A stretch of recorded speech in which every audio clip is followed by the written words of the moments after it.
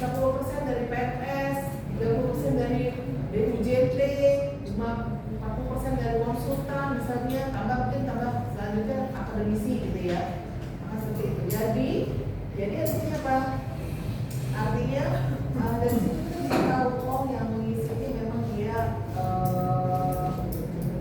punya kemampuan, bisa dipercaya ya, pengalamannya. Kalau kita ngisi pengalamannya ternyata 90% pengalamannya di 3-5 tahun, maka itu pasti akan lebih diragukan. Tapi kalau begitu isinya 51% pengalaman dari 10%, itu pasti akan lebih bagus.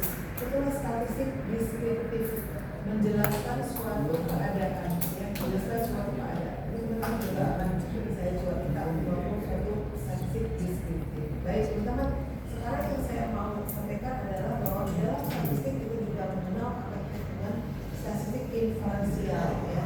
Nanti kita akan kaitkan sama ini yang terkait dengan regresi ya. Sekarang kita mau menggunakan parameter untuk teman-teman tahu karena menggunakan uji T atau uji Z ya. Secara tetap teman-teman sudah paham. Baik, jadi statistik inferensial ini dipakai ya untuk kita juga mengambil keputusan ya, keputusan kita untuk ingin dari hasil survei kita ingin dapat keputusan. Misalnya nih yang paling gampang teman-teman dilakukan survei di kantin, makanan apa yang menjadi idola. Kalau misalnya si kantin misalnya mau bikin makanannya ada bakso, ada somai, ada soto, ada tekwan gitu ya. Kemudian dengan survei nih yang paling laku yang mana teman-teman disurvei. Kemudian hasilnya 90% menyatakan maunya adanya dari bakso misalnya. Maka diyakini kalau dia 90% ingin bakso, dia akan lebih laku daripada dia jadi tekwan yang cuma sedikit penggemarnya. Kurang lebih seperti itu pengambilan keputusan. Terutama kita di teknik civil engineering ya teman-teman ya. Teman-teman kan nanti insya Allah bergerak di sipil ya. Dan mudah-mudahan tetap bergerak pada bidangnya karena sipil udah susah sekali. Itu mulai udah susah ya. Mudah-mudahan nanti bisa terus melanjutkan di civil engineering ya. Terus sekarang ada program magang ya. Program magang bakal bisa ikut di situ. Nanti dia tahu nih mana daerah dia bakal menang. Nah, pada saat dia mau survei kedua, dia nggak akan masukkan kota-kota yang dia yakini nggak akan milih dia. Buktikan ya. Atau contohnya dalam kehidupan kita nyata kita di sini, misalkan teman-teman mau melakukan survei terhadap pengembangan bandara. Kemudian ambil survei di pasar. Jadi itu namanya desain survei. Ya, desain survei. Oleh karena itu, kalau nanti teman-teman ngambil tugas akhirnya ke arah survei, itu sudah tadi siapa responden Anda. Ya, jadi kita kalau di dalam dunia kalau di di metode kita mengenal namanya sampling ya. Itu diajarkan kemudian bagaimana memilih responden yang tepat ya. Nah, kemudian nanti kita akan mengenal dua jenis penduga parameter, yaitu pendugaan klasik. Ini semuanya kita ambil dari sampel itu saja gitu ya, tanpa memperhatikan data-data lainnya. Tapi kita juga bisa punya satu metode yang kita juga memperhitungkan data-data yang lainnya ya, yang harus kita perhatikan. Nah teman-teman, satu hal yang kita banyak pakai adalah yang disebut sebagai pendugaan titik. Nah kalau pendugaan titik ini, itu kita pakainya langsung ke angka, tidak berdasarkan suatu jangkauan, satu range ya. Pendugaan titik ini kita katakan, misalkan kita mengatakan bahwa Newton dan rata-rata kita nyatakan sebagai X itu adalah nilai rata-rata dari suatu nilai yang kita juga ya. Misalkan di sini kita akan mengambil contoh ya. Jadi kita gali sampelnya dengan sampel yang lebih teknis ya, sipil ya. Di sini misalkan kita mengambil rata-rata sampel panjang ikan, jadi dari banyak sekian ikan, rata-rata panjangnya 60. Nah, kemudian rata-rata populasinya bisa antara 55 sampai 65 atau antara 50 sampai 70 ya. Nah, teman-teman pada saat kita memilih selang kepercayaan, ini selang kepercayaan 55 sampai 65 itu kan ada 60 datanya.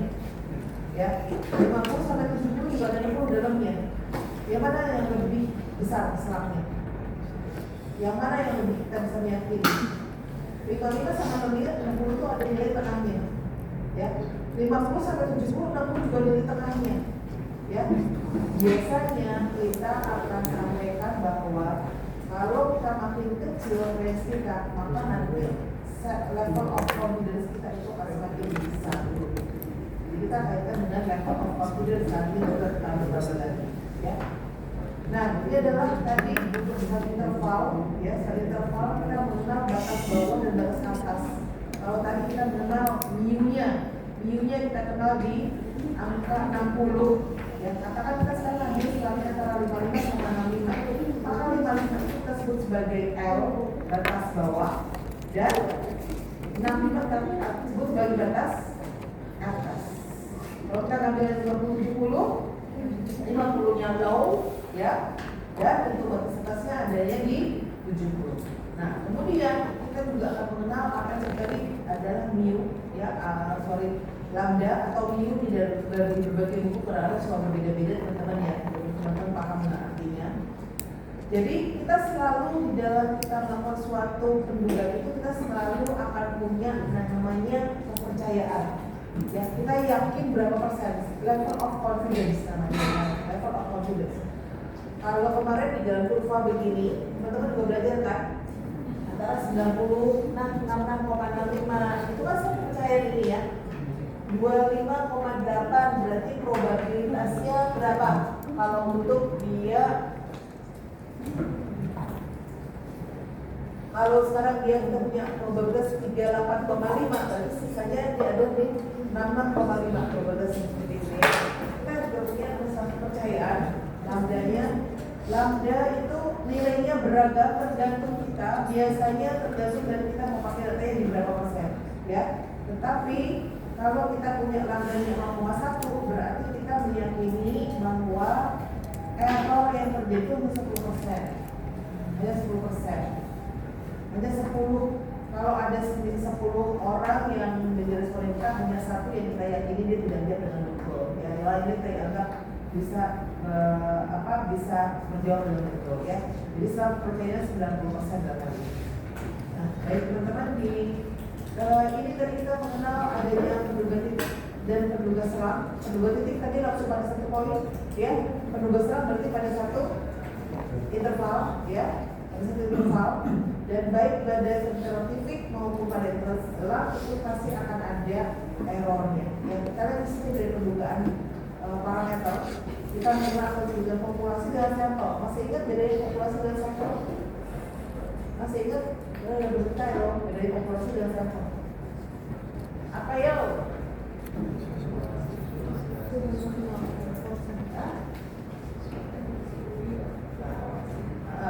Kalau sampel?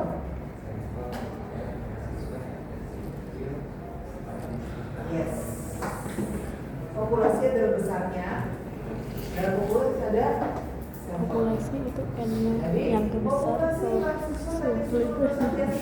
itu adalah kalian semua, seluruh mahasiswa sipil Pancasila.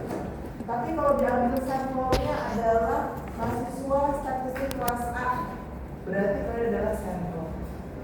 Ada sampel, ya.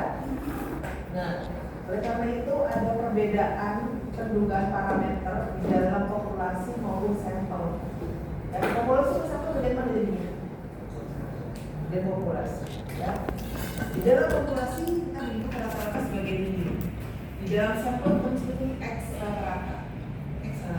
Kita mengenal juga simpangan baku atau error sebagai tau, ya. Simpangan baku kita sebagai S. Kita belajar kemarin, ya. Kemudian anggap sebagai tau kuadrat, ya. Dan di sini ragam itu sebenarnya adalah kesalahan. Jadi ini adalah pendudukan parameter untuk populasi dan sampel. Kita lihat kalau untuk parameter dia lebih kepada nilai yang menjelaskan dari populasi itu secara besar.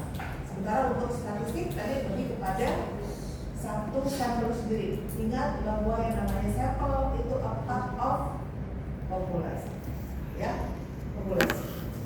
Di sini kita lihat sekarang kalau kita punya tanaman padi, ya, banyak kemudian akan diambil 500. Maka berarti populasinya berapa berarti? 250. Sampelnya berapa? Sampelnya 500. Nah, dari sampel 500 ini dia mau cari tanaman dengan jaraknya 20 kali 20 cm antar tanamannya. Ternyata dari 500, dia kan nggak mungkin semuanya ya. Costly ya, kalau ngapa-ngapain langsung semuanya kan. Cost banget, masih cost banget. Maka dia hanya ngambil untuk sekitar 500 tanaman. Dari 500 tanaman yang jarak tanamnya antara 20 sama 20 itu hanya ada beberapa dan jumlah anakannya hanya ada 15. Jadi kita akan sampaikan bahwa dari populasi 50 diambil sampelnya 500, dari 500 kita dapat rata-ratanya adalah 15. Jadi 15 itu bagian dari sampel atau bagian dari populasi? Bagian dari sampel. Ya, bagian dari sampel.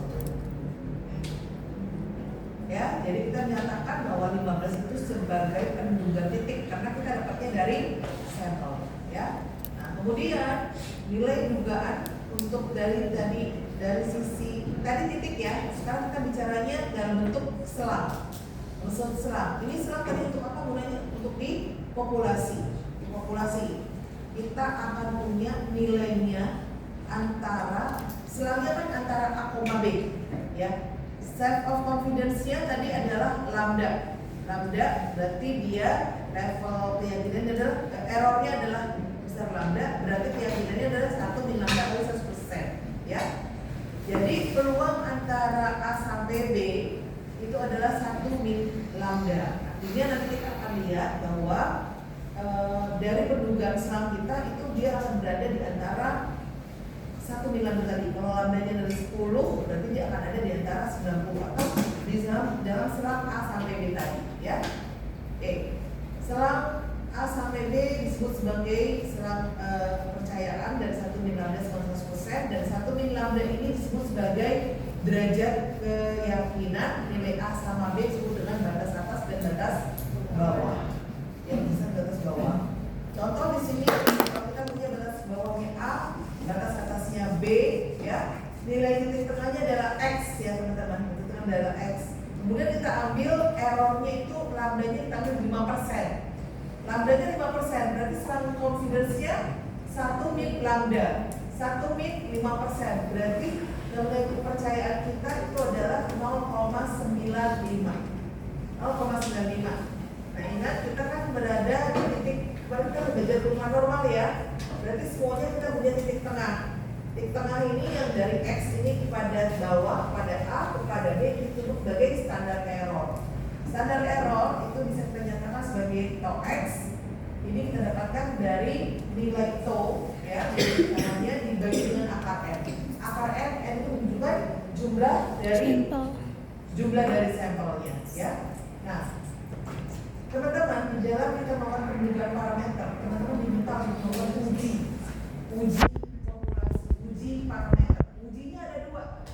Ada pakai uji T, ada pakai uji Z. Kapan kita pakai uji Z, kapan kita pakai uji T, tergantung dari jumlah sampelnya. Kalau sampelnya gede, maka kita pakai uji Z. Kalau sampelnya kecil, kita nanti pakainya uji T. Ya, jadi ini hati-hati teman-teman. Dalam statistik juga semuanya harus besar, ya. Walaupun nanti kalau kita belajar rumus COVID, ada yang harus 100 sampel, enggak harus. Tergantung dari desainnya itu seperti apa. Nah, kemudian kita mengenal untuk uji rata-rata, ya. Uji rata-rata, dalam hal ini kita baru sampel dulu teman-teman. Untuk uji rata-rata. Kemudian di sini adalah errornya ya. Errornya kan sebesar lambda. Dia harus dibagi 2 tail. Itu tail ya, sisi kiri dan sisi kanan, yaitu sebesar lambda per 2, lambda per 2. Sehingga di sini berapa besarnya? Ini besarnya berapa? 1 kurang A. 1 dari sini ke sini 1. Ya. Dari sini ke sini lambda per 2, ini ke sini lambda per 2. Berarti ini ke sini berapa? 1 min? 1 min lambda. Nah, untuk yang sampel yang besar, maka kita Z di mana ini pendugaan bentuk parameter ini dari min Z alfa per 2 di sini sampai dengan Z alfa per 2 di sini. Ini sama dengan nilainya adalah 1 min alfa.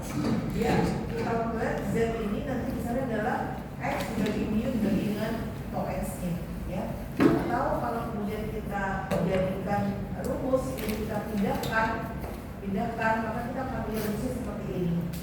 Ambilnya rumus X sama dengan min Z alfa per 2 kali tau X dan X ditambah Z alfa per 2 dikali dengan tau X. Terlihat rumit, tapi pada dasarnya kita juga akan pakai tabel, ya, pakai tabel.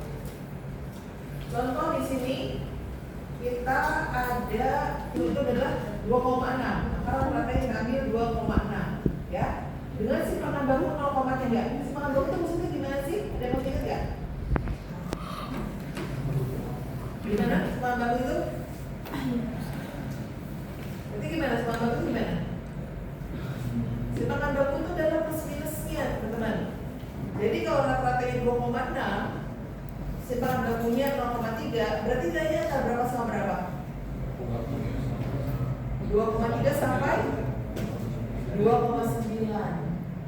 Jadi range-nya antara 2,3 sampai 2,9 dari 3,4 itu dia punya rata-rata 2,6. Tingkat kepercayaan kita 95%. Kita mau cari selang kepercayaannya 90% rata-rata IP sebelum masuk ke tingkat tersebut. Berapa sih yang punya nilainya 2,6? Pertanyaan itu. Kita merasa errornya adalah di 5%. Baik, N-nya 36, jumlah besar dari 36. Rata-ratanya tadi sudah 2,6. Simpangan bakunya 0,3. Kita udah paham sekarang nanti simpangan baku berarti dia antara 2,3 sampai dengan 2,9. Kemudian selang kepercayaannya 90%. 90%, 100 dikurang 90% itu berapa? 5%. Maka alfanya sama dengan 0,05. Dari mana sih alfa 0,05? Dari 5%. 100 dikurang 95 dibagi 100. 0,05. Kemudian masih ingat penggunaan tabel Z? Kita pakainya teornya alfa per 2, alfa per 2 kita bagi, ya. Maka kita bagi sini alfa per 2 adalah 0,025. Kita dapat nilai Z-nya adalah 1,96. Itu dan nilai tabel, ya. Dan nilai tabel kita dapatkan Z-nya adalah 1,96. Kemudian yang kita cari adalah berapa range-nya. Kita pakai rumusnya. X-nya adalah 2,6. Ya. X-nya di sini adalah 2,6. Z alfa per 2 tadi dari tabel berapa? 1,96. Kemudian kita dapat juga nilai simpangan bakunya. Tolnya berapa? 0,3 dibagi dengan akar M. Berapa jumlah sampelnya? 36. Dibagi dengan akar 36. Ini untuk yang dari sisi kiri. Sisi kanan berarti kita pluskan, ya, kita pluskan. Maka kita dapat dari hasil kita bahwa yang mempunyai nilainya 2,6 itu antara 2,5 sampai dengan 2,7. Kita lihat 2,6 itu berada di antara 2,5 sampai 2,7. Kalau tadi simpangan bakunya 30%, maka 2,5 sampai dengan 2,7 ini berada di antara 2,3 dan 2,9. 2,9. Ini adalah interval, ya, interval bagi 90% mahasiswa yang punya nilai di 2,6, kira-kira di antara 2,5 sampai 2,7 itu mendominasi, teman-teman. Mendominasi, ya, mendominasi dari nilai 36 anak ini untuk mendapatkan yang rata-rata 2,6. Bisa diikutin? Nah, kalau sekarang di sini 36 mahasiswa tingkat akhir nilai rata-ratanya 3,6, simpangan bakunya 0,3. Berarti dia antara berapa sampai berapa? 3,3 sampai 3,9. Nah, mungkin kan kalau ini simpangan bakunya 0,5? Mungkin nggak? Karena udah lewat 4. Jadi dia antara 3,3 sampai dengan 3,5. Kalau teman-teman diminta untuk mencari berapa sampel percayaan 95% dan 99%, maka teman-teman gunakan rumus di sini untuk mencari Z-nya berapa? Kalau 95 oke, 0,05. Kalau 99 0,01. Maka untuk cari tabel Z-nya harus Z alfa per 2. Z dari 0,005 karena dia harus bagi 2 kiri kanan. Jadi itu akan dapat nilainya berapa saat percayanya 90% itu akan mempunyai nilainya di 3,6. Nanti bisa dihitung ya. Kemudian di sini kita lihat ini untuk percobaannya di 16 lokasi ya, untuk percobaan kedelai hanya 16 lokasi. N-nya kurang dari 30, hanya 16. Kalau hanya 16 maka teman-teman tidak bisa menggunakan kurva Z, tapi harus menggunakan kurva T ya, kurva T ya. Kita lihat di sini N-nya 16, hasil rata-ratanya 1,15 hektar. Oke, simpanan bakunya 0,2 ton per hektar. Berarti range-nya antara berapa? Antara 0,95 sampai dengan 1,35. Sekarang kita mau lihat ya, kita mau lihat yang hasil rata-ratanya 1,15, kita yakini 90% itu akan ada di antara 1,15. Maka teman-teman gunakan cara yang sama ya. Ini N-nya 16. Sekali lagi karena ini jumlahnya kurang dari 30, maka teman-teman bisa menggunakan kurva T. Prinsip ya, prinsip banget ini ya. Bisa membedakan kapan menggunakan kurva T dan kurva Z. Nanti kalau teman-teman juga ada yang tugas akhirnya melakukan survei, lantas mau dilakukan uji parameter hipotesisnya, sesuaikan dengan jumlah ininya ya. Oke, dari sini kita dapat nilainya ada di 2,131 dan ini rentangnya. Kita pakai rumus yang sama teman-teman, bisa dilihat nih. Rumusnya juga sama sebetulnya. Jadi kita mendapatkan alfanya karena 90%, maka alfanya 0,05 dibagi 2. Jadi alfa per 2, kita cari dari tabel T. T alfa per 2 dan oke, satu lagi ya, nanti kurva T-nya kalau teman-teman lihat di kurva Z ya. Di kurva Z itu dia paduannya antara nilai Z alfa per 2 dan nilai N. Nah, kalau di kurva T nanti di tabel T teman-teman akan ketemunya dengan T alfa per 2 dan di sini ya harus N-1. Tabelnya ketemu N1. Berarti ini yang ketemunya ya. Harus pakainya N-1. Jadi kita pakai nanti N-1 di sini. Teman-teman dapat di nilainya di 2,3, masukkan ke dalam rumus. Rumusnya sama teman-teman yang kita bersama. Sehingga sekarang tadi yang kita lihat adalah 1,15. Mayoritas nilainya ada di atas 1,04 sampai dengan 1,26. Mayoritas nilainya ya. Untuk di 1,15.